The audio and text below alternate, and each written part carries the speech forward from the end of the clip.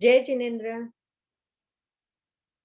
Varthaman education and research institute की तरफ से आप सभी का उत्तराध्ययन सूत्र के 29वें अध्ययन सम्यक व पराक्रम के विवेचन प्रोग्राम में बहुत बहुत स्वागत है। आज हमारा 37वां क्लास है।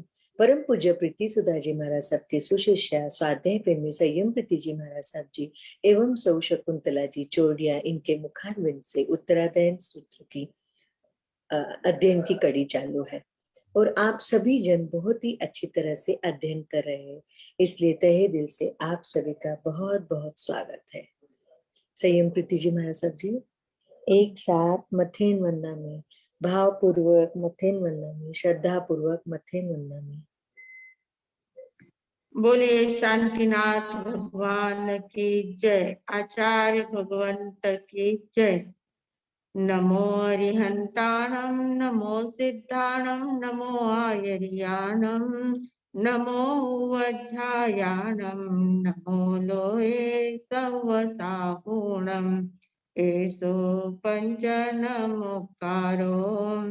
सर्व पावपनाशनो मंगलाणं च सव्येसिं परमं हवै मंगलम, परमं हवै मंगलम।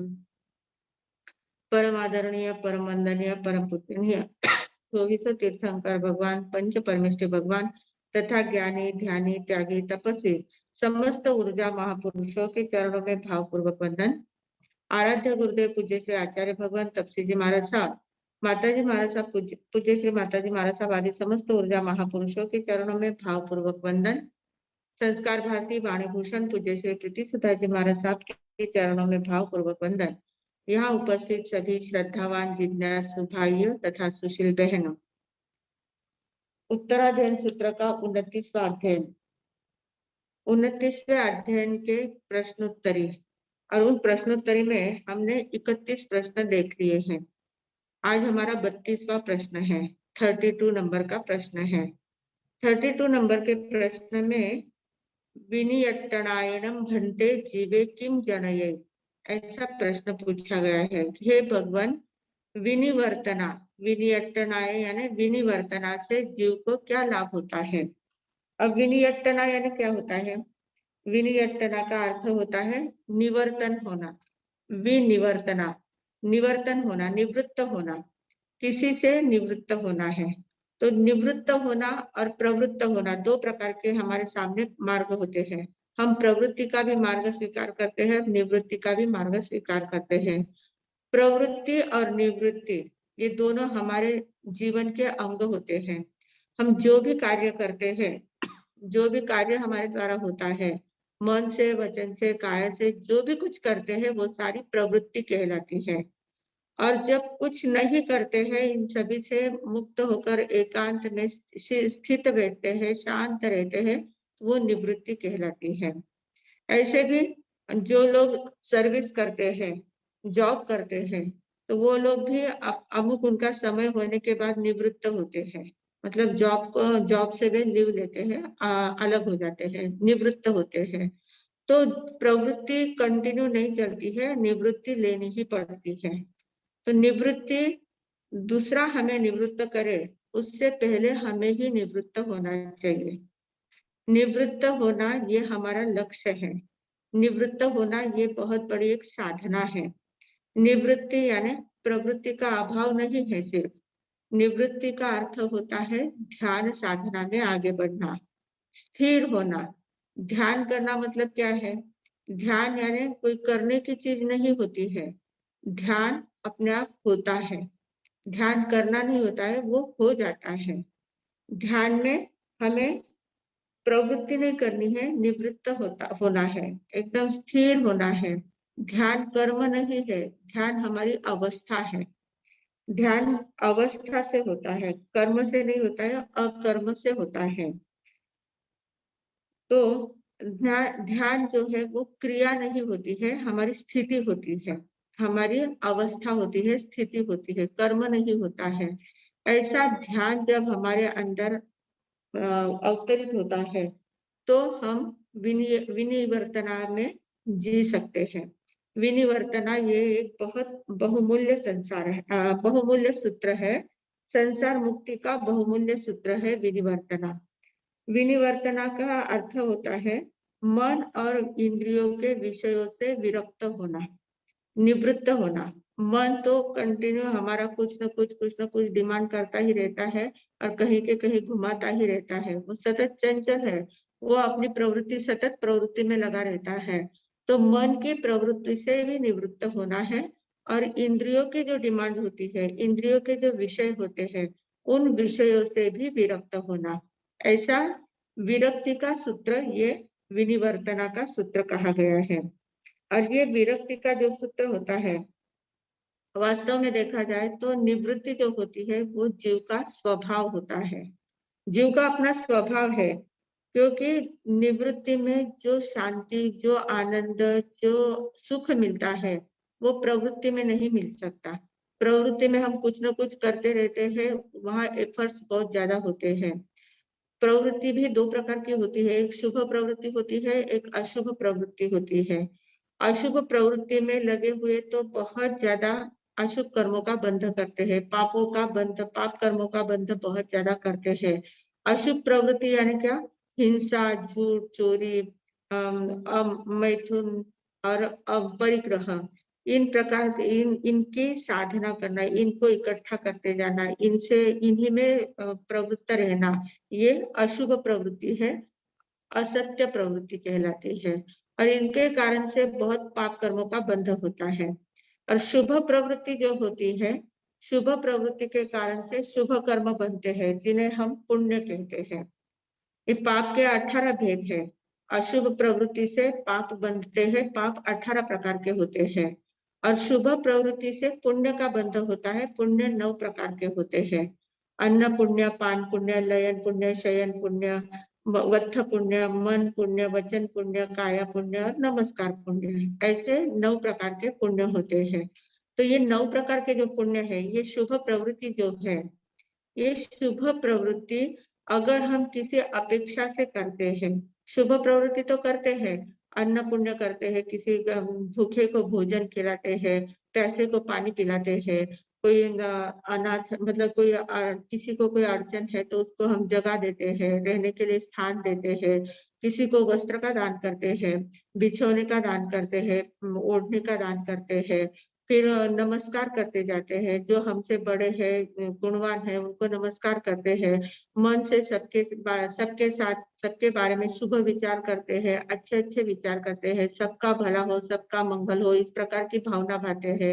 वचन से शुभ शुभ बोलते हैं, सत्य वचन बोलते हैं, प्रभु के गुणगान करते हैं, गुणी लोगों के गुणगान करते हैं, ये वचन का पुण्य होता है। शरीर से सबकी सेवा करते हैं, सबको साथा देने का काम करते हैं, ये सारे पुण्य का काम तो होता है। पर पुण्य करना ये हमारा लक्ष्य होता है।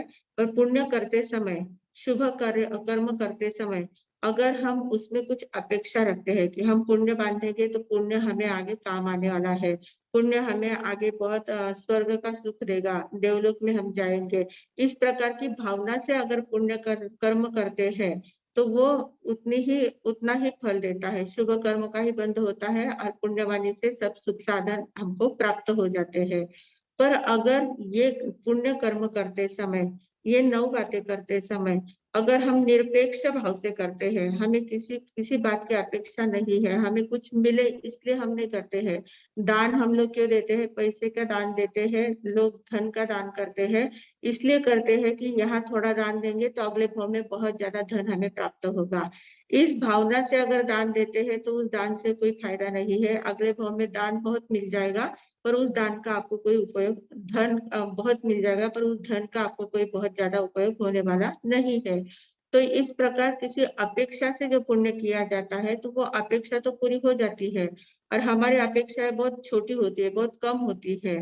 अगर हम निरपेक्ष भावना से पुण्य करते हैं, निरपेक्ष भावना से पुण्य कर्म शुभ कर्म बांधते जाते हैं, शुभ कर्म करते जाते हैं, तो वो वे शुभ कर्म हमारे कर्म निर्जरा के हेतु भी बन सकते हैं। कर्म निर्जरा के हेतु बनते हैं। अगर निरपेक्ष भावना से किए तो ये शुभ कर्म हमें शुद्ध भाव में ले जाते हैं। शुद्ध भाव का वातावरण हमारे सामने खड़ा कर देते हैं और हम शुद्ध में जाके निर्जरा करने लग जाते हैं। कर्मों की निर्जरा हमारी हो सकती है। इस प्रकार इतना फायदा इस शुभ कर्म से होता है। पर शुभ कर्म भी कैसा है? शुभ कर्म को भी हमारे शास्त्रों में पाप कर्मों को लोहे की बेड़ी कहा है और शुभ कर्मों को सोने की बेड़ी कहा है। दोनों ही बंधन ही है। शुभ कर्म बांधे पाप कर्म का बंध करो या पुण्य कर्म का बंध करो, दोनों बंधन ही है।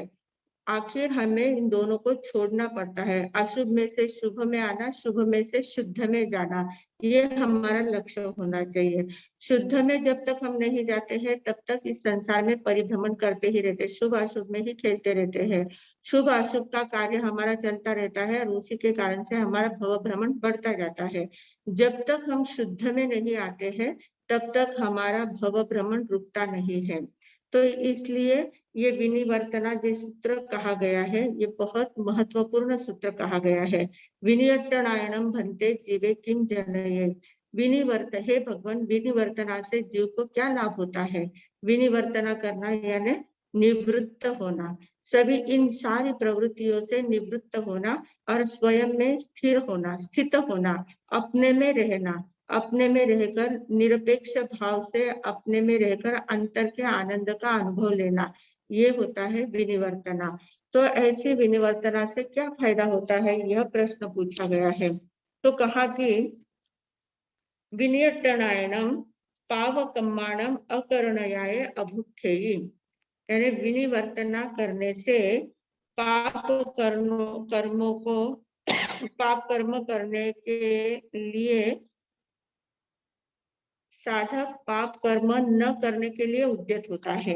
अकरणयाय, पाप कर्म न करने के लिए वह उद्यत होता है, मतलब पाप कर्मों से वो मुक्त होता है, निवृत्त होता है, अशुभ से निवृत्त हो जाता है और शुभ में प्रवृत्त होता है। विनियतना से क्या होता है कि मन और इंद्रियों के विषय से विरक्त होता है। पहली बात तो निवृत्त कहाँ से होता है? मन और इंद्रियों के विषयों से विरक्त होता है।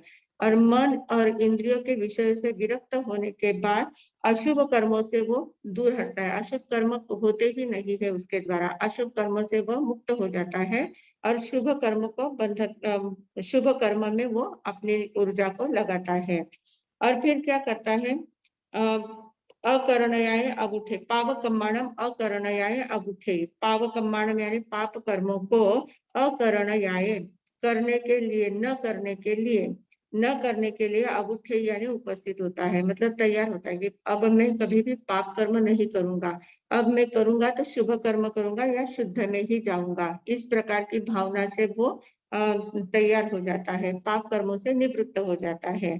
फिर पूर्वबद्धाणम चरणम निज्जरणाय तम नियते, और पूर्वबद्ध, पहले जो बंधे हुए पाप कर्म है, पाप कर्म या जो कर्म बंधे हुए हैं, पूर्वबद्ध, पूर्व संचित जो भी कर्म होते हैं, उन कर्मों की निर्जरा से वो कर्मों का निवर्तन करता है, क्षय करता है, मतलब उन कर्मों की भी निर्जरा कर देता है।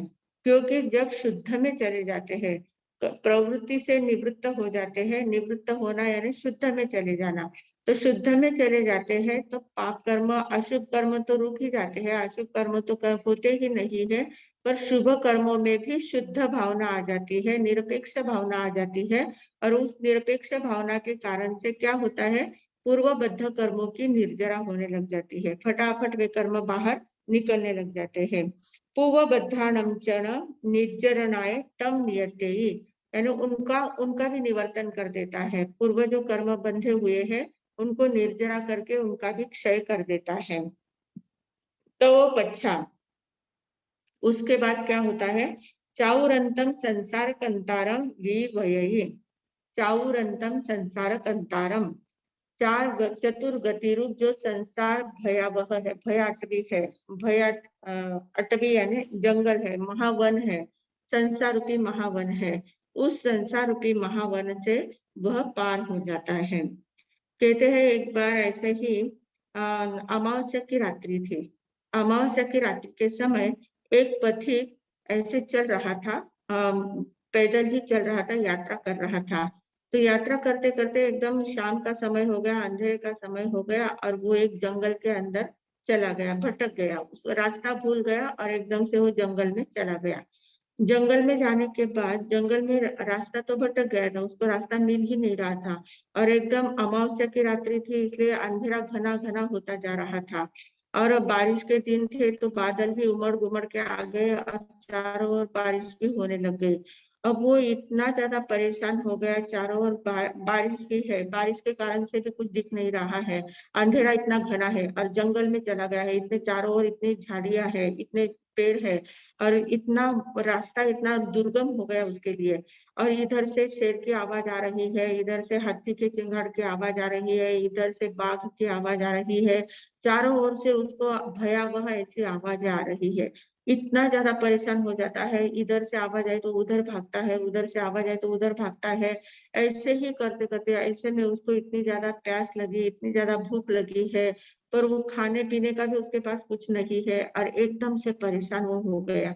रात्र रात्रि पूरी रात उसने ऐसे ही निकाली, इधर भाग उधर भाग, कहीं से भी रास्ता उसको नहीं मिल रहा है।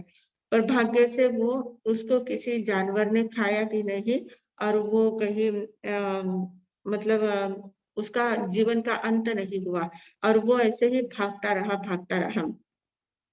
भागते भागते इधर देख उधर देख, यह थोड़ा सा जगह मिल गई, वहां थोड़ी देर बैठ गया, किसी पेड़ के नीचे बैठ गया, वापिस कोई सर्प वगैरह, ऐसे बहुत सारे जंगल में तो बहुत सारे प्राणी रहते हैं, तो उनसे परेशान होकर वापिस वहां से उठा, दूसरी जगह भागा। ऐसे करते करते उसने पूरी रात बिताई, पूरी रात बिताई और जैसे ही सूर्योदय की सुवर्ण सूर्योदय हुआ, सूर्योदय की किरण जैसे ही जंगल में आई, झाड़ियों से जैसे ही उसको प्रकाश दिखाई देने लग गया, तो उसका थोड़ा सा मन शांत हुआ कि चलो प्रकाश हो गया है, अब रास्ता दिखेगा, अब हम आगे बढ़ सकते हैं।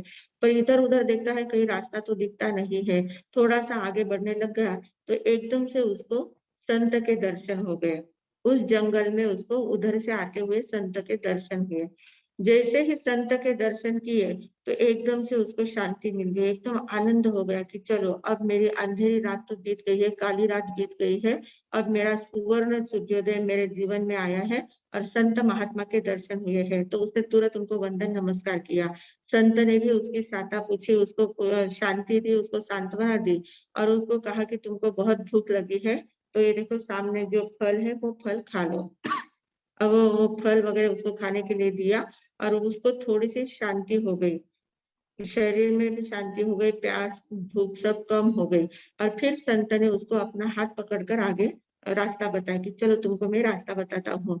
और रास्ता बताते बताते बराबर वो संत परिचित थे जंगल से, तो बराबर उन्होंने रास्ता बताते बताते जो मेन रोड था उस मेन रोड पर जंगल के बाहर उसको लेके गए और जो राजपथ था उस राजपथ पर उसको चला दिया और वो फिर आगे बराबर अपने गांव तक पहुंच गया। तो ये एक रूपक है, ये रूपक है, ये चाउरंतम संसार कंतारम जो कहा गया है उसका ये रूपक बताया है कि ये पूरे हमारे अज्ञान रूपी अंधकार हमारे जीवन में फैला हुआ है। अज्ञान रूपी अंधकार में हम लोग भटक रहे हैं और जो जीव रूपी पथिक है, जीव रूपी पथिक है, जैसा वो पथिक जंगल में चला गया था, ये चारों गति चतुर्गति रूप वन है, पूरा जंगल है, यहाँ अज्ञान रूपी पूरा अंधेरा फैला हुआ है और इसमें जीव रूपी पथिक घूम रहा है, इधर उधर भटक रहा है और उसके शारीरिक मानसिक व्याधि रूप उसको अलग अलग प्रकार के हिंस्र पशु उसको तकलीफ दे रहे हैं। किसका कभी किसकी आवाज आती है, कभी किसकी आवाज आती है, वो एकदम घबरा जाता है और उस व्याधियों से वो एकदम परेशान हो जाता है और ऐसे ऐसे व्याधि से परेशान है, चारों ओर इधर उधर घूम रहा है, कहीं रास्ता नहीं मिल रहा है, कहीं बाहर जाने का रास्ता मिल नहीं रहा है, वही के वही चक्कर लगा रहा है, इधर से किसकी आवाज आती है, उधर से किसकी आवाज आती है, एक एक रोग इधर से निकलता है, दूसरा रोग उधर से निकलता है, कभी मन उदास हो जाता है, कभी शरीर में कुछ दर्द होता है, इस प्रकार से बहुत ज्यादा परेशान हो जाता है, कभी पारिवारिक समस्या आ जाती है, कभी बिजनेस की समस्या आ जाती है, पूरे चारों ओर से वो ऐसा घिरा हुआ रहता है। और ऐसे वातावरण में अगर कोई सद्गुरु उसको मिल जाते हैं, तो सद्गुरु जब मिल जाते हैं तो वो सद्गुरु मिलते ही, सद्गुरु के दर्शन करते ही उसके जीव को थोड़ी सी सांत्वना मिलती है, थोड़ी शांति मिलती है। फिर सद्गुरु उसको उपदेश देते हैं, कुछ रास्ता बताते हैं कि अरे तुम ऐसे मत भटकते रहो, इस रास्ते से चलो, तो इस रास्ते से जाओगे तो बराबर मोक्ष पथ पर पहुंच जाओगे, आत्म शांति का रास्ता आपको मिल जाएगा। जो ये भटकन है, चारों गति में आप जो भटक रहे हो, इस भटकन आपकी रुक जाएगी और आपको सही रास्ता मिलेगा और आप मोक्ष मंजिल तक पहुंच सकते हैं। अगर वो पथिक संत की बात मान लेता है, सद्गुरु की बात मान लेता है, तो अपना रास्ता तय कर लेता है।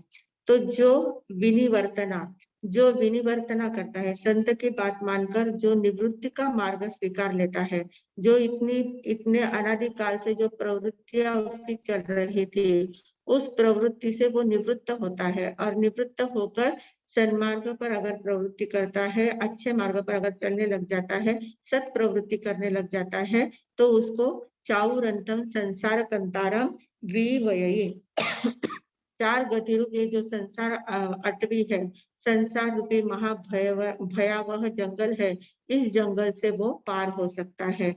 तो ये विनिवर्तना सूत्र बहुत ज्यादा बहुमूल्य है। इसके कारण से हम अपने में हो सकते हैं, अपना परिचय कर सकते हैं, अपने में स्थित हो सकते हैं, अंतर की शांति का अनुभव कर सकते हैं, अंतर के आनंद का अनुभव कर सकते हैं। बहुत ज्यादा महत्वपूर्ण ये सूत्र है। तो ये विनियतना का अर्थ हुआ है। विनियतनायनम भन्ते जीवे किम जनये। तो विनियतनायनम पावकर्माणम अकरणयाय अबुद्धेयी, यानी पाप कर्मों को न करने का संकल्प करता है। अब मैं इसके आगे पाप कर्म नहीं करूंगा, पाप कर्मों से निवृत्त होता है। पूर्वबद्धानम चणम निर्जरणाय तम नियते, पूर्वबद्ध कर्मों की भी निर्जरा करके उससे निवृत्त हो जाता है।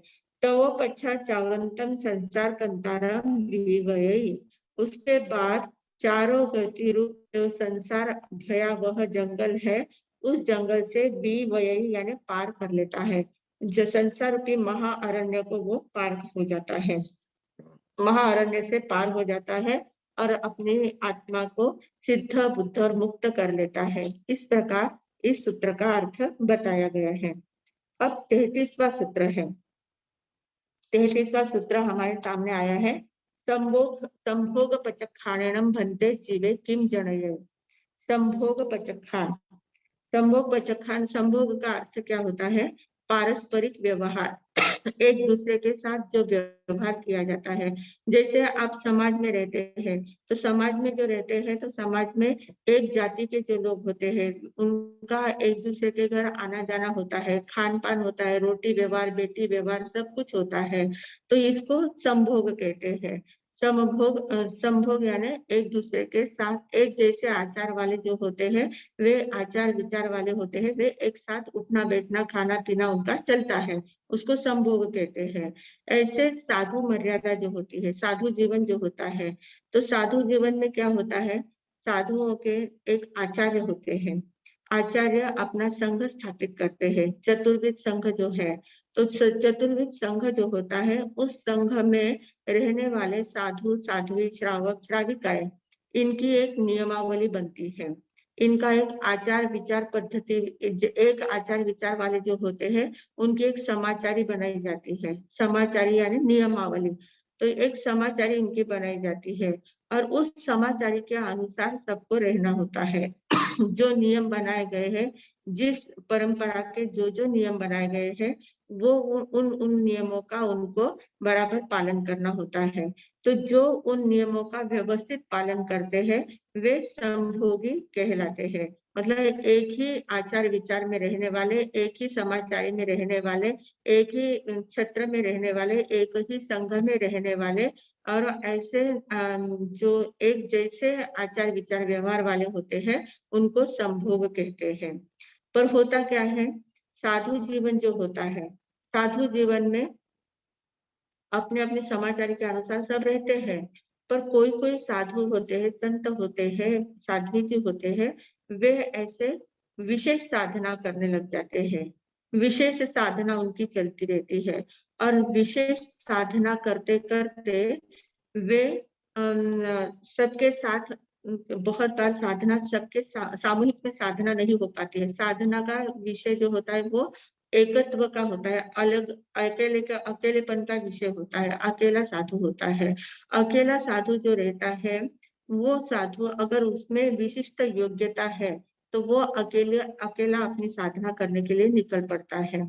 तो साधु समाज में 2 प्रकार के संत कहे गए हैं। 2 प्रकार के साधु होते हैं।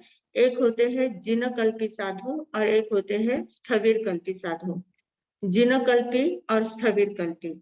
स्थविरकल्पी साधु यानी जो समाज में रहते हैं, सबके साथ रहते हैं, ग्रुप में रहते हैं और एक ही आचार विचार वाले, एक जैसा आचरण विचरण करने वाले होते हैं। समाज को प्रबोधन देते हैं, समाज को लेके चलते हैं, चतुर्विध संघ को लेके चलते हैं। चतुर्विध संघ के जो भी नियम है उन नियमों का पालन करते हैं। इस प्रकार का जिनका आचरण रहता है वो स्थविरकल्पी कहलाते हैं। पर जो जिनकल्पी होते हैं, वे जिनकल्पी साधु जो होते हैं, वे अकेले विचरण करते हैं और विचरण वो समाज में कर नहीं रहते हैं, समाज में रहकर विचरण नहीं करते हैं। वे जंगलों में कहीं पर एकांत स्थान में जाकर अपनी साधना में लगे रहते हैं, अपनी साधना करते हैं, एकाकी रहते हैं और ऐसे इतनी उनकी साधना, वे किसी के अनुशासन में नहीं रहते हैं। स्थविरकल्पी जो होते हैं वे संघ समाज के अनुशासन में रहते हैं, आचार्यों के अनुशासन में रहते हैं। सबके साथ रहना है तो अनुशासन का पालन करना जरूरी होता है।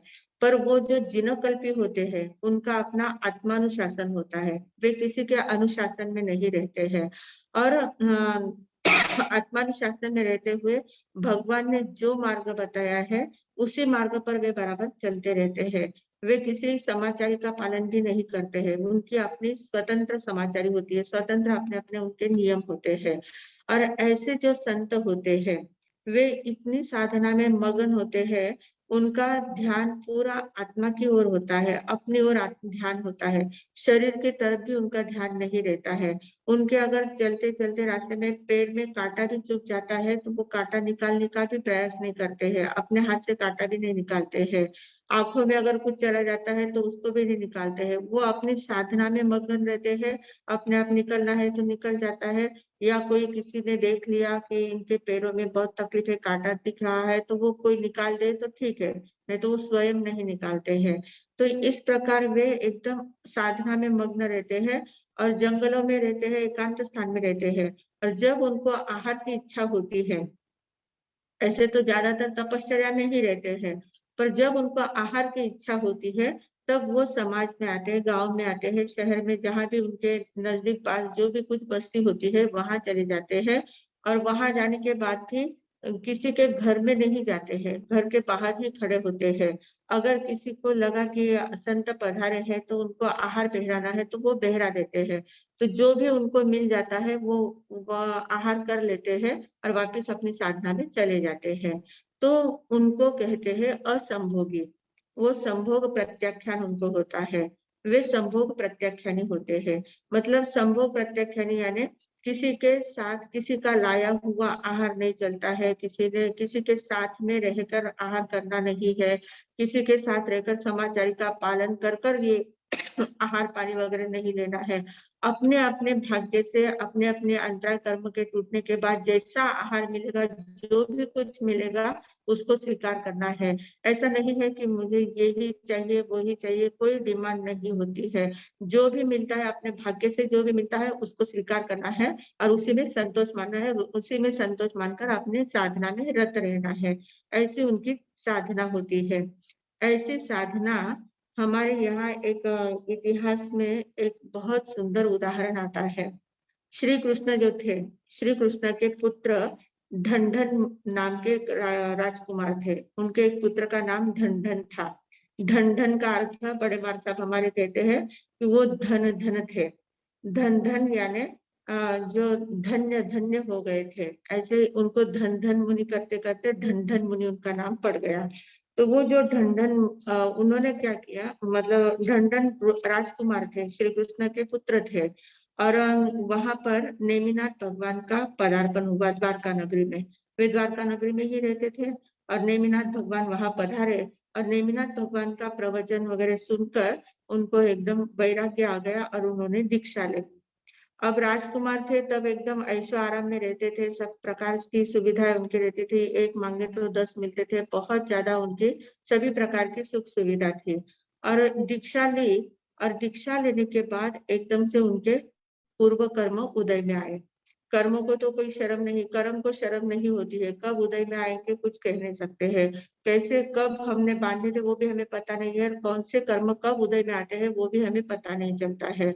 तो उनको उनके ऐसे कर्म उदय में आए कि उन्होंने दीक्षा ली, और दीक्षा लेने के बाद कोई उपवास वगैरह होता है दीक्षा के दिन, और उपवास होने के बाद जब पारना लेने के लिए जाना था, तो वो अपने जो साथी मुनि थे, बाकी के संत थे, उनके साथ वो पारना लाने के लिए शहर में गए। शहर में पारना लाने के लिए गए, पर इनके ऐसे अंतराय कर्म का उदय था कि उनको कहीं पर भी आहार मिला नहीं। उनको स्वयं को तो मिला ही नहीं, उनके साथ जाने वाले साधु संतों को भी आहार पानी का योग नहीं मिला, किसी को भी आहार पानी कुछ भी नहीं मिला। तो सब वापस ऐसे ही आ गए। तो बहुत देखा उन्होंने, बहुत घूमे हुए, पर ऐसी अंतराय आ गई थी कि कहीं पर भी सूझता आहार, जो प्रासुक आहार चाहिए वो प्रासुक आहार पानी कहीं पर भी उनको नहीं मिला, बाकी के तो नहीं मिला।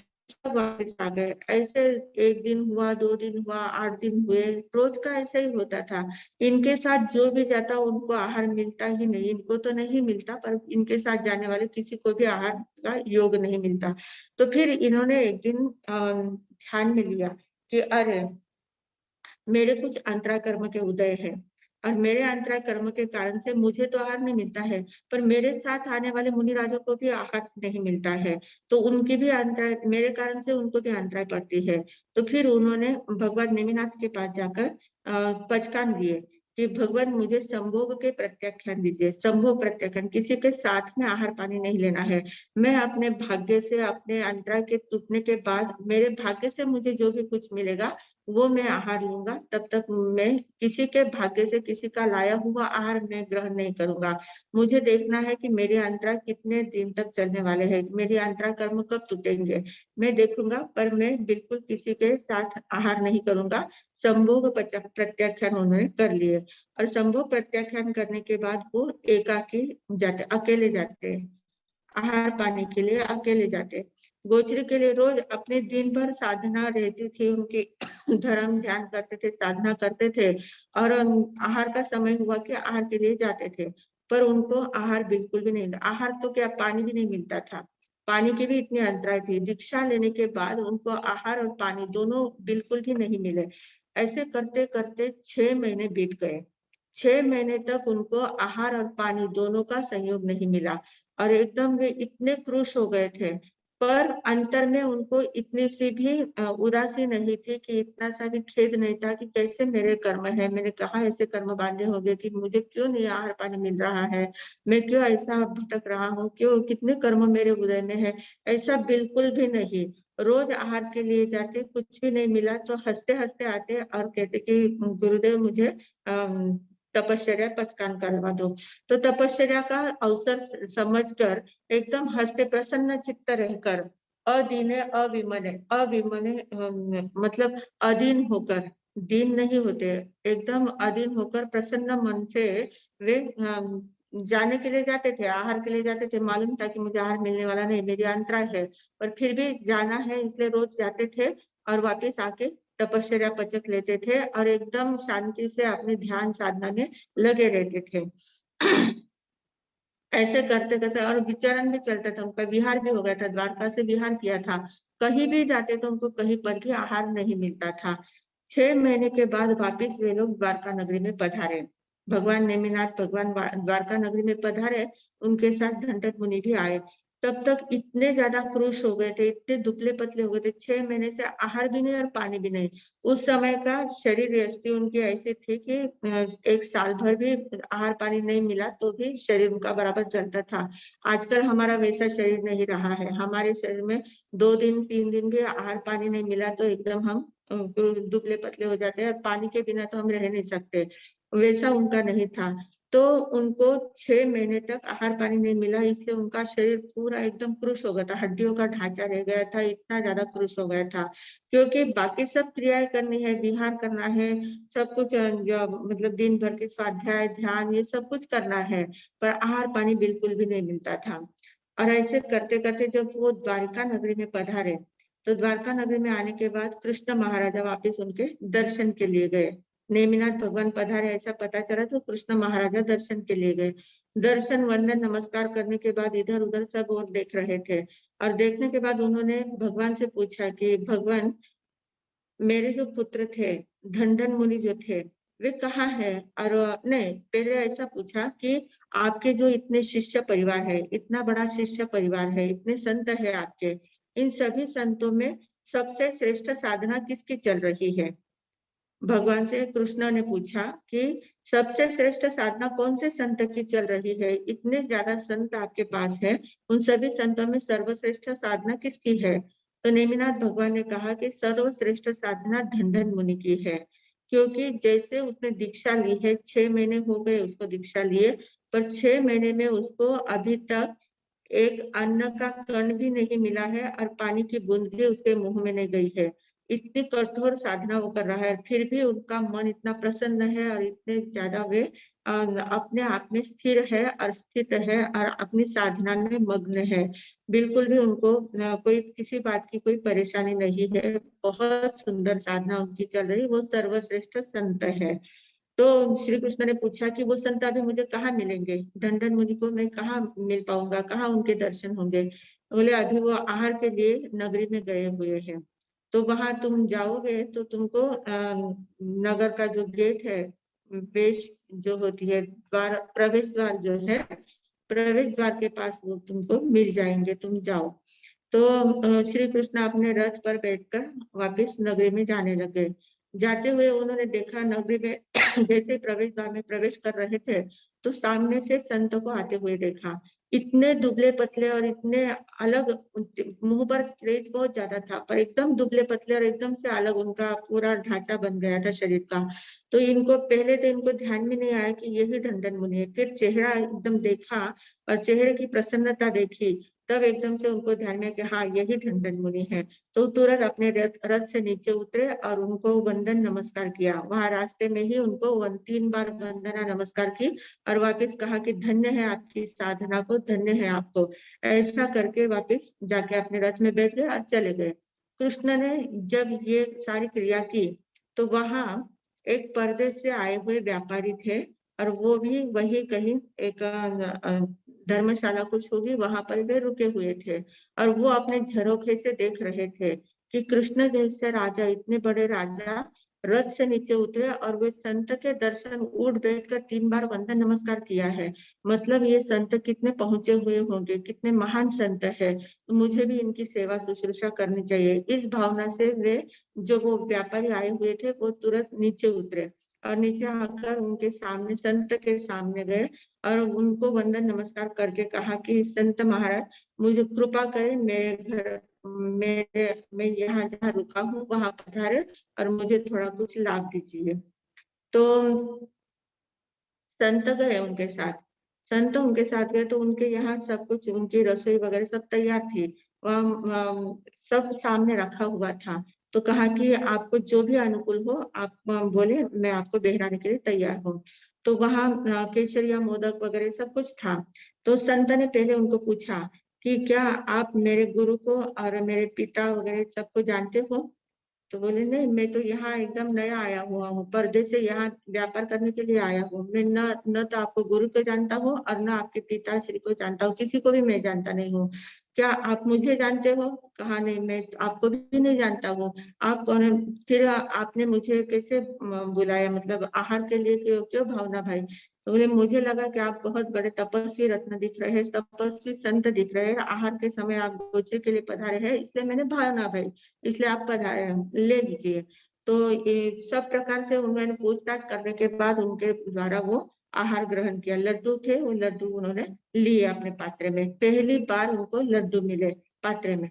और लड्डू मिले और जैसे ही वे पात्रे उठाए उन्होंने और अपने स्थान पर आ गए। स्थान पर आने के बाद जहाँ नेमिनाथ भगवान विराजमान थे, तो हमारे साधुचर्या का ये नियम होता है कि जो आहार लाया जाता है वो पहले अपने गुरु को बताना होता है कि ये आहार ऐसा ऐसा मिला है, और फिर उनकी दृष्टि जब उसके ऊपर पड़ जाती है तब उसको ग्रहण किया जाता है।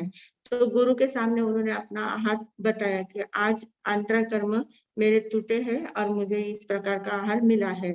तो नेमिनाथ भगवान ने वो आहार देखा, और देखने के बाद वे कुछ बोले नहीं नेमिनाथ भगवान। फिर इन्हें ढंढन मुनि ने ही पूछा, भगवान क्या ये आहार मेरे लिए प्रासुक है, कल्पनीय है, मैं ले सकता हूँ इस आहार को?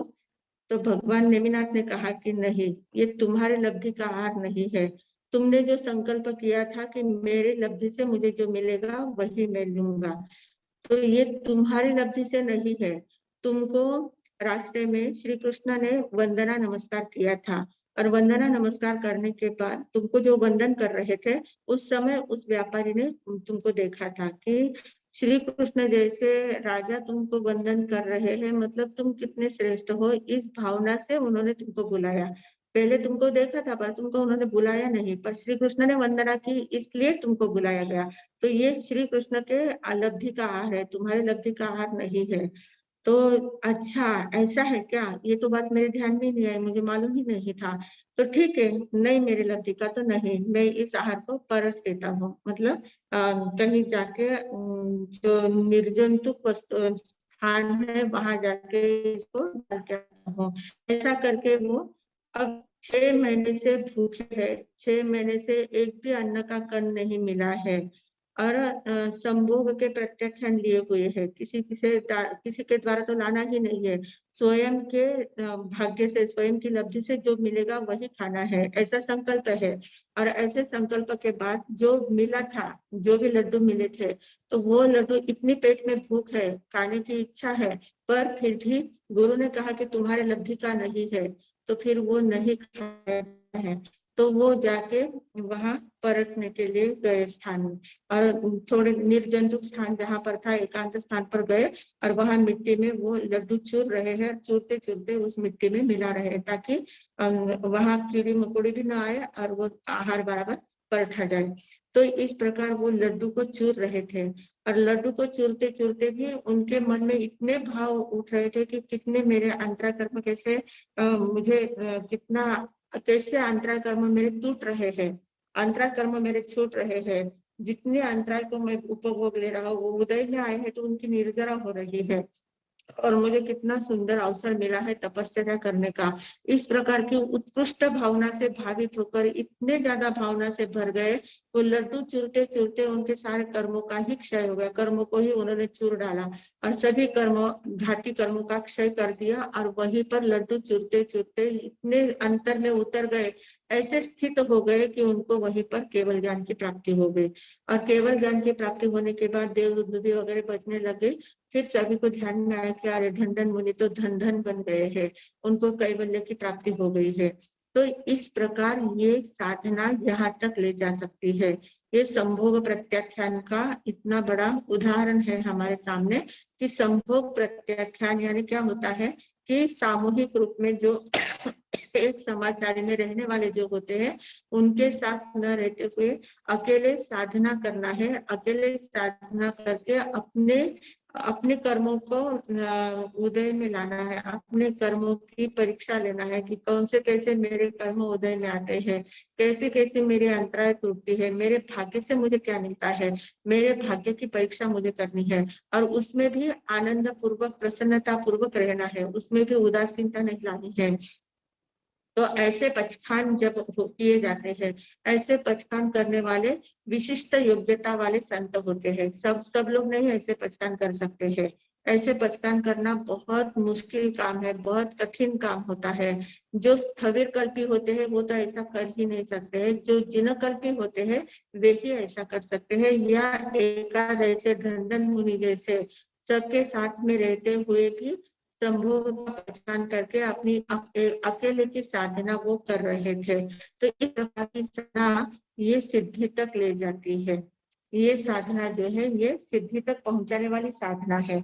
इसलिए कहा है कि संभोग पचखाणेनम भन्ते जीवे किम जनई, हे भगवान, संभोग के प्रत्याख्यान जब किए जाते हैं, संभोग का प्रत्याख्यान करने से जीव को क्या लाभ होता है? तो मतलब सामूहिक में न रहते हुए अकेले में एकत्व की साधना करने से क्या फायदा होता है? तो कहा कि संभोग प्रत्याख्यानेन आलम्बनाइन भवेयि। संभोग का प्रत्याख्यान करने से आलम्बन का क्षय होता है। आलम्बनों का क्षय होता है। आलम्बन यानी क्या? किसी के ऊपर डिपेंड रहना, ये मुझे ये लाके देगा, उसके साथ वो जब लाएगा तब मेरा काम हो जाएगा, उनके कारण से मैं ये करूंगा, एक दूसरे के ऊपर डिपेंड रहना, ये आलम्बन का काम है। तो ये आलम्बन का क्षय हो जाता है, क्योंकि प्रत्याख्यान ही ऐसे लिए है कि मैं मेरे भाग्य का जो होगा वही खाऊंगा, बाकी मुझे नहीं कुछ चलेगा। तो इस प्रकार से प्रत्याख्यान लेने के कारण से किसी प्रकार का आलम्बन नहीं रहता है। न गृहस्थ की ओर से कोई आलम्बन रहता है कि कोई लाके मुझे देगा या कोई मुझे बुलाने आएगा, ऐसा भी कोई नहीं है। और कोई साधु संतों के प्रति भी कोई आलम्बन नहीं रहता है। तो आलम्बनाइन खवेई, सभी प्रकार के आलम्बनों का क्षय हो जाता है। निरालंबनस्य आयठ्या योगा भवन्ति।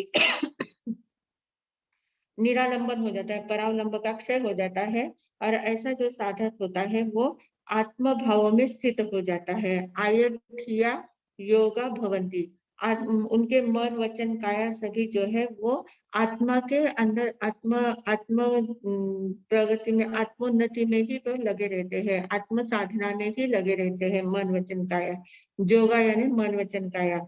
आयठ्या भवन्ति, आत्मस्थित हो जाते हैं, मन वचन काया सारे आत्मस्थित हो जाते हैं। स्वयं लाभेनम संतुष्टि, स्वयं के लाभ से ही वो संतुष्ट रहता है। स्वयं में, स्वयं के भाग्य से जो मिलता है उसी में उसको संतोष मिलता है, दूसरे के भाग्य की वो अपेक्षा नहीं करता है। पर लाभम नो आशा, दूसरों के लाभ की अपेक्षा नहीं करता है। नो तक के नो तक के यानी स्पृहा नहीं करता है कि कोई मुझे आशा भी नहीं करता है, स्पृहा भी नहीं करता है। नो पथ्य, और नहीं प्रार्थना करता है कि कोई मुझे लाके दो, किसी के आ जाएगा हे भगवान, किसी को भावना जागे कि मुझे कुछ लाके दो, ऐसी प्रार्थना भी नहीं करता है। नो पीहेई, पीहेई यानी किसी प्रकार की अभिलाषा भी नहीं करता है। नहीं, पीहेई यानी प्रार्थना, पथ्य ही पीहेई, स्पृहा नहीं करता है। और नो अभिलषई, नो अभिलषई यानी अभिलाषा भी नहीं करता है। पर लाभम अनासायमाने, अतक्यमाने, अपीहमाने, अपथ्यमाने, अनभिलषमाने, दुच्चम सुहसेज्जम व संपच्चित्तानम विहरे। मतलब दूसरों के लाभ से, दूसरों के प्राप्त भिक्षा में न आस्वाद लेता है, न उसकी कल्पना करता है, न स्पृहा करता है, न प्रार्थना करता है, न अभिलाषा करता है, कुछ भी नहीं करता हुआ वह साधक दुच्चम सुहसेज्जम व संपज्जितानम विहरहि, दुच्चम सुहसेज्जम यानी दूसरे सुख शैया पर वो विराजमान हो जाता है, सुख शैया को प्राप्त कर कर आनंद पूर्वक विचरण करता है। सुख शैयाएं हमने 4 प्रकार की देखी थी। जो 4 प्रकार की सुख शैया देखी थी, दृढ़ श्रद्धा, सुदृढ़ श्रद्धा, और वो क्या बोलते हैं, यथालाप संतोष, ये जो सुख शैया हमने देखी थी, तो उसमें दूसरे नंबर की सुख शैया यानी यथालाप संतोष, यानी स्वतः स्वयं के लाभ में ही संतुष्ट रहने वाला, स्वयं के लाभ में ही आनंद लेने वाला स्वलाभ संतोषी होता है। तो ये दूसरी सुख शैया में वो विराजमान होता है, और उसके कारण से अपने जीवन की नैया को वो पार कर देता है। तो ऐसे संभोग के त्याग करने वाला और स्वयं के लाभ से संतोष पाने वाला उत्कृष्ट साधक होता है। ऐसी साधना जो करता है जिसमें यह अर्हता विकसित हो जाती है, मतलब ये अर्हत शक्ति उसकी जागृत हो जाती है, अंतर की अर्हत शक्ति, अर्हत यानी पूजनीय वंदनीय शक्ति उनकी जागृत हो। तो ऐसे अर्हत शक्ति का विकास होने के कारण से वे कैसी भी परिस्थिति आए, सामने कैसा भी वातावरण बने, कैसा भी प्रसंग आए, उसमें वे प्रसन्न रहते हैं, हंसते ही रहते हैं, खुश रहते हैं, कभी दुखी हो ही नहीं सकते, कभी उदास हो ही नहीं सकते, ऐसी उनकी साधना चलती है। तो ये हमारा दूसरा सूत्र आपका हुआ, संभोग प्रत्याख्यानेन भन्ते जीवे किम जनये।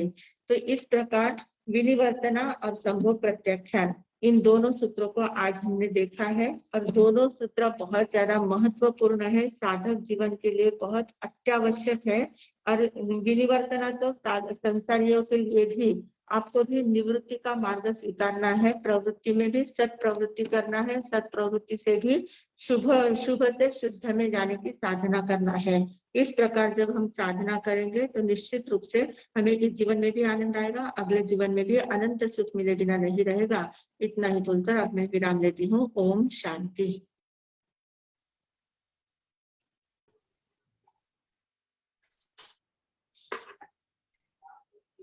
मत्स्यानंदन, हाँ दया पाठ।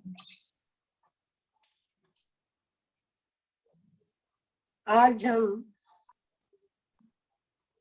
कितना प्रश्न चले आपका 32 और 33 32 और 33 विनिवर्तना और संभोग पचखान दोनों सुनते सुनते इतने ये हो गए कि समय कब बीत गया पता ही नहीं लगा। विनिवर्तना यानी निवृत्त होना। हमारे दो मार्ग है, प्रवृत्ति और निवृत्ति। मन वचन काया के कार्य को प्रवृत्ति कहते हैं और इस कार्य से जब हम अलग हो जाते हैं तो हमारी निवृत्ति होती है। प्रवृत्ति बहुत ज्यादा देर तक नहीं चल सकती है और हमारे लिए निवृत्ति भी ज्यादा देर नहीं चल सकती, लेकिन प्रवृत्ति से निवृत्त होने का प्रयास जरूर कर सकते हैं। कि यह संसार का बहुमूल्य सूत्र है। मन और इंद्रियों के विषयों से निवृत्त होने निवृत्ति। अभी प्रवृत्ति भी हमारी शुभ प्रवृत्ति होती है और अशुभ प्रवृत्ति होती है। शुभ प्रवृत्ति में पुण्य का बंध होता है, अशुभ प्रवृत्ति में पाप का बंध होता है।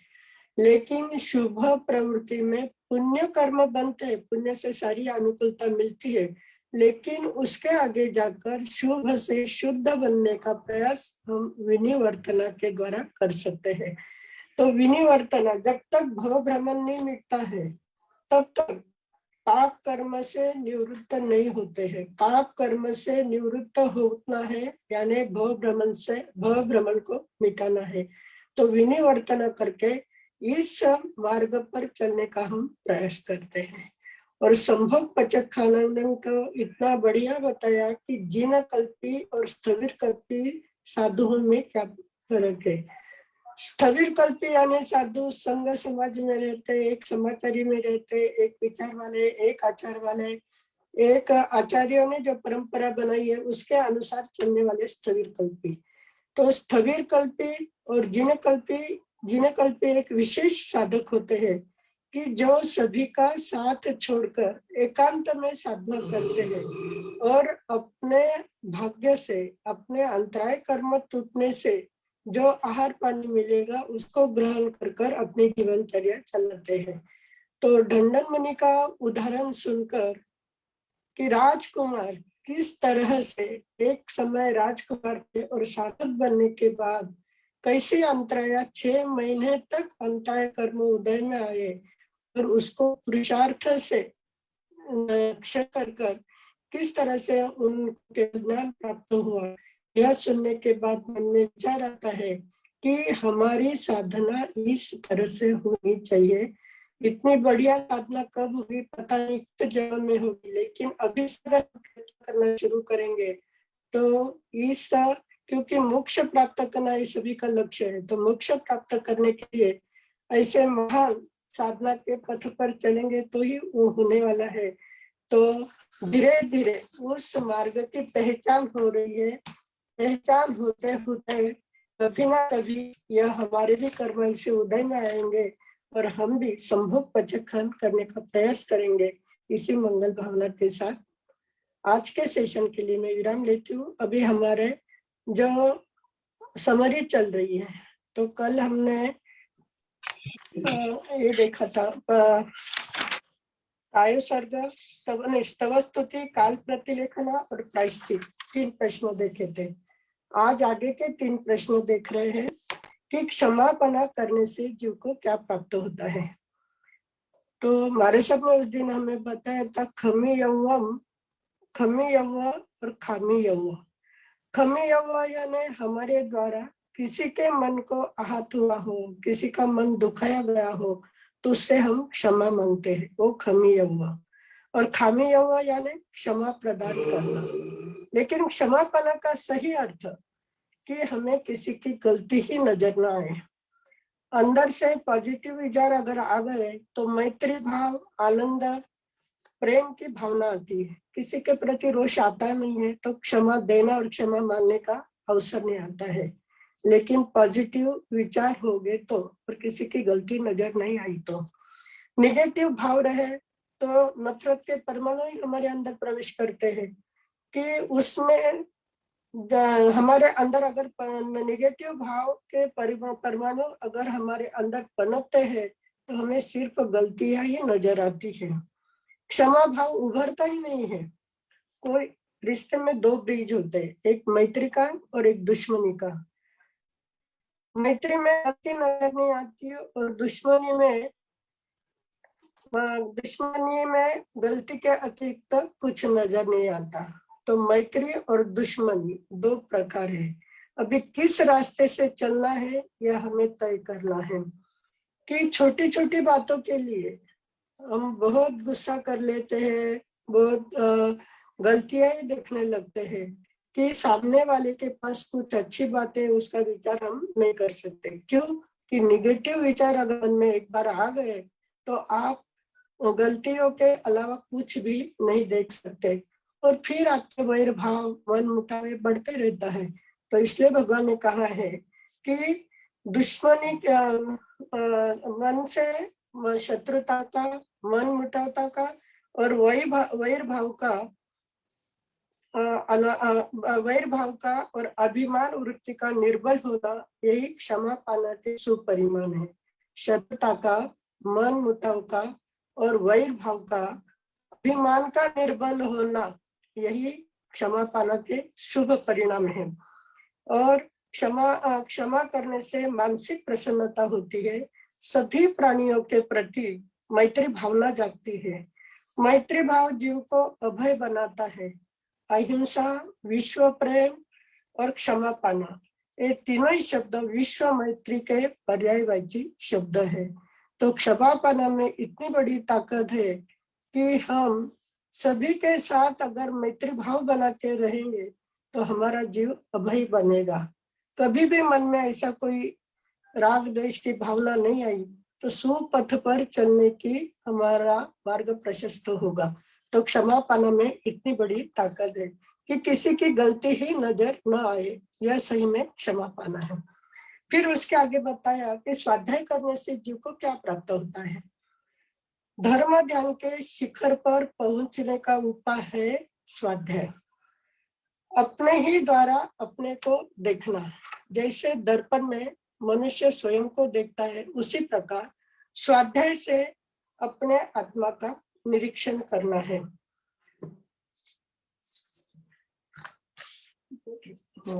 जैसे ज्ञानावज्ञा कर्म के आवरण से हमारे आत्मा में रहे हुए अनभिज्ञ गुणों का हमें हमारे गुणों से हम अनभिज्ञ हैं, लेकिन स्वाध्याय से उन अनभिज्ञ गुणों से हमारे गुणों का दर्शन होता है।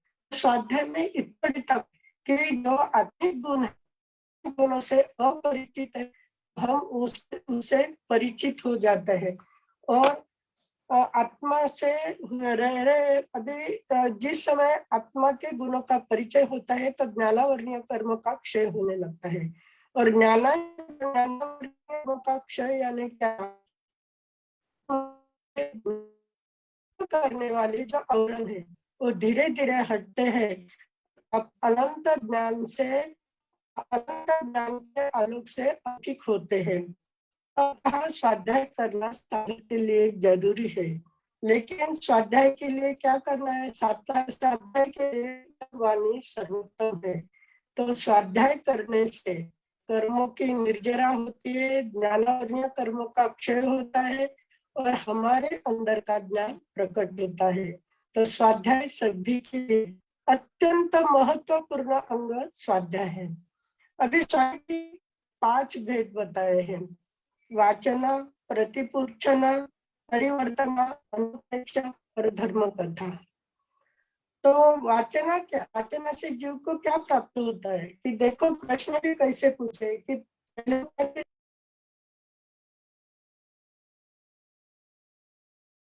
आवाज कट गया।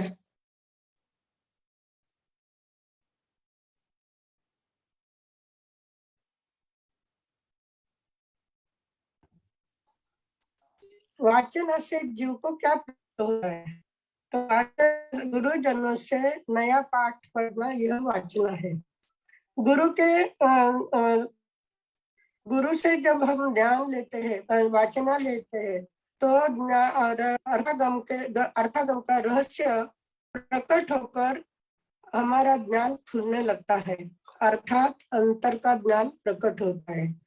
अगर हम गुरु से वाचना लिए बगैर स्वयं पढ़ते हैं, तो हम अपनी बुद्धि अनुसार अर्थ लगाते हैं, रहस्य बात को प्रकट नहीं कर पाते हैं। वाचना यह शब्द और अर्थ रूप होती है।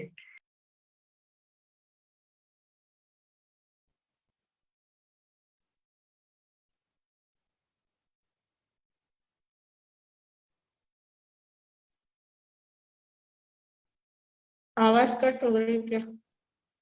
हाँ ना। हाँ, आवाज से नहीं आ रहा है, डिस्कनेक्ट हुआ है शायद। फिर इसमें भानुशाली का नंबर लिख देगा, मैं यहाँ पे ले लूंगा।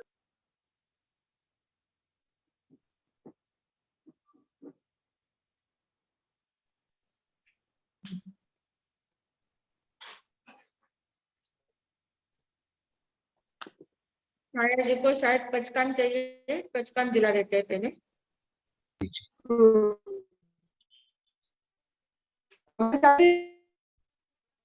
नहीं रहता, आवाज करते हैं, आवाज नहीं आ रही। आवाज नहीं आ रही क्या? अभी आ रही। आवाज कट रही क्या? हाँ। कई बोली जी को ध्यान में नहीं आया। नहीं आ रही क्या? आवाज कट रहा है आपका बीच में से, अभी आएगा क्या ठीक से?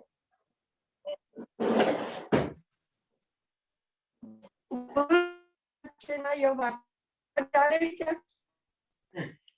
नहीं आ रही आ है। रही क्या? नहीं नहीं। कल देखेंगे फिर।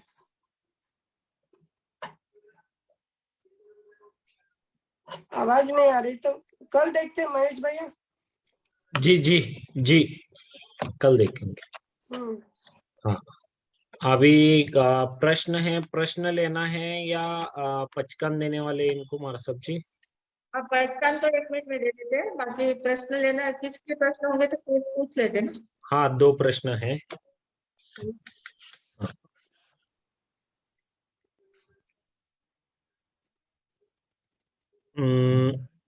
प्रमिला जी जैन। मथेवंदनी महाराज जी, मथेवंदनी महाराज जी, हाँ बोलिए, आवाज आ रहा है आपका। जी जी बोलिए जी। मुझे है ना डेली मतलब पचकान चाहिए पैर का, रात को चौविहार और डेली मतलब सुबह 10 बजे के बाद तक का उपरांत। कुर्सी ले लो ना। पोरसी तो होती है, मतलब पोरसी के उपरांत। तो इनको भी पचकान लेने हैं, सब हाथ जोड़ ले। शांति शांति।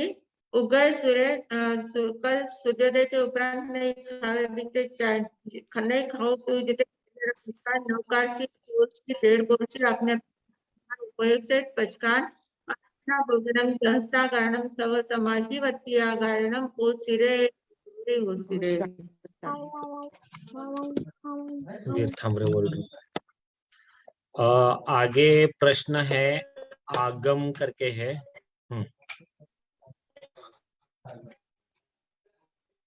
मथेमंदमी मरसा, मुझे एकासना के 55 चाहिए। ओम शांति शांति शांति। उभयसुरे एकाच नारा एकटक उपरांत दिवसना 3 रातना 24 पचकान अनर्थना भोगनम सहसा कारणम सव समाधि वत्तिया कारणम ओसिरे ओसिरे ओसिरे। मथेमंदा मरसा सुख साता मरसा। ओके, लगभग हमारे अभी पचकान के ही ये थे प्रश्न, इसमें नहीं दिख रहे थे। तो मंगल पाठ हमारा सब्जी। हाँ। ओम